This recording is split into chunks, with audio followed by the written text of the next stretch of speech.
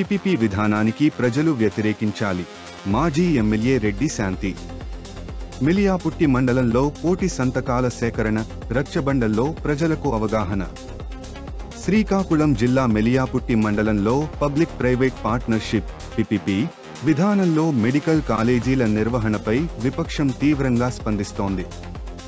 ఈ విధానం ద్వారా ప్రభుత్వ వైద్యం ప్రైవేటు చేతుల్లోకి వెళ్లిపోతుందని మాజీ ఎమ్మెల్యే రెడ్డి శాంతి ఆరోపించారు. ఆమె ముక్తాపురం, కరజాడ, మరిబడు కే పంచాయతీ జరిభద్ర గ్రామాల్లో పర్యటించారు. అక్కడ కోటి సంతకాల సేకరణ కార్యక్రమాన్ని ప్రారంభించారు. అలాగే రచ్చబండల ద్వారా గ్రామస్తులకు ఈ విధానం వల్ల కలిగే నష్టాలపై అవగాహన కల్పించారు.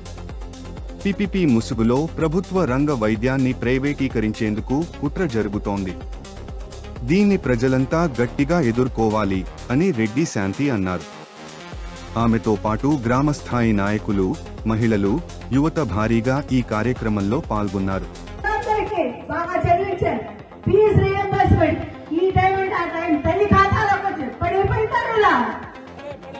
మరి ఎంత చక్కగా మన పిల్లలు చదువుకున్నారు. ఇప్పుడు ఈ 18 నెలల్లో మన పిల్లలు కాలేజ్కి వెళ్ళాలంటే భయం. మన అక్క చెల్లెలందరూ పుట్టుతారు పెట్టి డబ్బులు కట్టకపోతే మన కాలేజ్ నుంచి వెనక్కి పంపించేస్తున్నారు. ఇది ఇప్పుడు పరిస్థితి. మరి ఇందులో భాగంగానే ఈ 17 కాలేజీలు, మెడికల్ కాలేజీలు ప్రైవేటీకరణ. ఒక్కసారి ఆలోచించండి. 100 సంవత్సరాల తర్వాత గౌరవం మాజీ ముఖ్యమంత్రి మన అందరి అధినేత జగనన్న గారు ఆంధ్రప్రదేశ్కి 17 మెడికల్ కాలేజ్ తెచ్చారు. ఎందుకు తెచ్చారు? డబ్బులు పిల్లలే డాక్టర్లు అవ్వాలా? మన పిల్లలు అవ్వకూడదా? మన పిల్లలు అవ్వాలా? అవ్వాలి. అందుకే జగన్ మనలాంటి పిల్లలు చదవాలని, మరి మనలాంటి వాళ్ళకి అందరికీ సూపర్ స్పెషాలిటీ సేవలు అందించాలని, మరి ఇప్పుడు హార్ట్ ప్రాబ్లం వచ్చినా, కిడ్నీ ప్రాబ్లం వచ్చినా, మరి ఎటువంటి సమస్య వచ్చినా కూడా మరి ఎక్కడికి వెళ్ళాలి? పేదవాళ్ళు చనిపోవాలా? ఎవరు అడుగు మీద వాళ్ళు లేదు. నా తండ్రి ఇచ్చిన ఆశయం, ఆరోగ్యశ్రీ ఆశయం, ప్రపంచంతో చెప్పుకునే ఆశయాన్ని ప్రతి ఒక్క పేదవాడికి అందించాలని మరి 17 మెడికల్ కాలేజీలు టీచింగ్ తో సహా, సూపర్ స్పెషాలిటీ సేవలతో సహా పేద బలహీన బడుగు వర్గాల తాలూకా విద్యార్థులు బాగా రూపాయి కూడా ఖర్చు లేకుండా డాక్టర్లు అవ్వాలని ఆశ జగన్ తీసుకొస్తే పుళ్ళుతో మరి మంచిని ఎక్కడ ప్రజలకు వెళ్ళిపోతుంది, ఈ బాధ అందరికి ఎలా తెలుసుకోవాలి, మొత్తం వాటిని ప్రైవేటీకరణ చేశారు. ప్రైవేటీకరణ ఏంటండి? మరి మన పిల్లలు చదవలేరు. మనకి మరి ఆరోగ్య సేవలు అందం. ఆల్రెడీ ఆరోగ్యశ్రీ తీశారు.